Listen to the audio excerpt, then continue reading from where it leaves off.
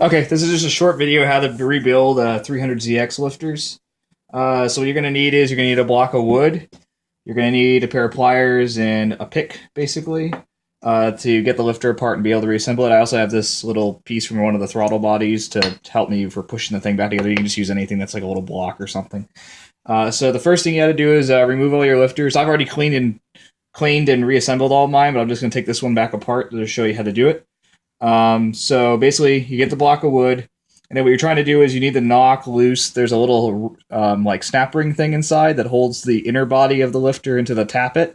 So you have to basically grab it and then smack it on the wood until the outer body, the tappet becomes level with the inner body. And once that happens, then you can take the pliers and you can grab the inner part and pull it out just like that. So you have the inner body, which is basically the lifter part, and then you have the tappet. And there's also this little cap thing inside, which I need to get a pair of needle nose to get that out of there. 1 second.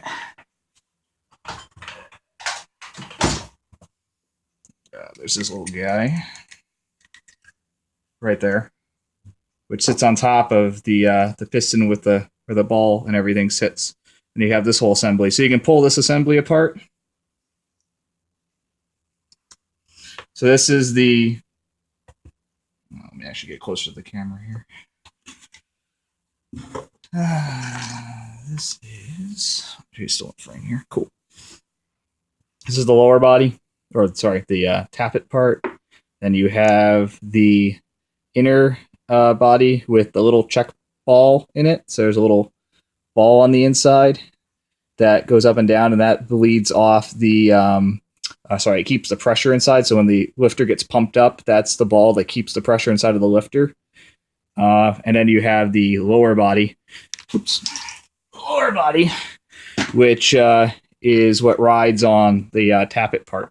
Okay, so when you want to reassemble it, what you have to do is, after you've cleaned everything, so you're going to take carb cleaner, brake clean, whatever you want to use, or I used paint thinner with carb clean to soak all the parts and get all the varnish and stuff off of them. After you do that, then what you want to do is basically you need to fill the lower body with oil. So you need to take some oil like this. You need to fill get that hair out of there. You need to fill the lower body pretty much almost full, like so. Okay, so fill it up with oil, and then you need to install the check ball, you need to install the spring in first. So seat the spring in there, and then you use your little pick to get it to set down in there correctly.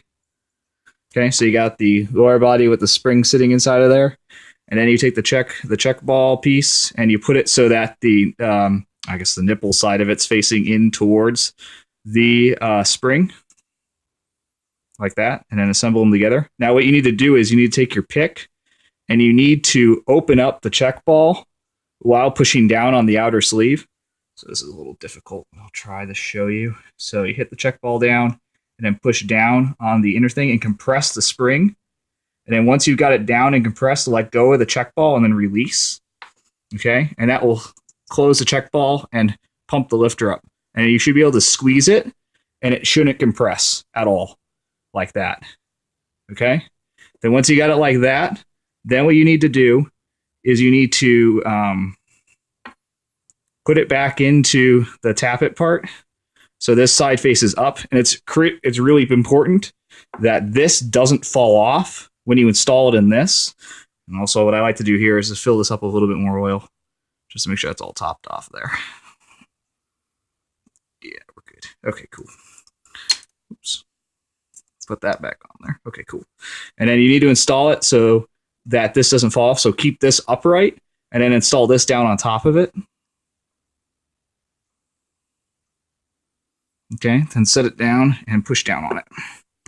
And sometimes it gets a little crooked and you have to look at it and pretty much figure out where you need to put the pressure.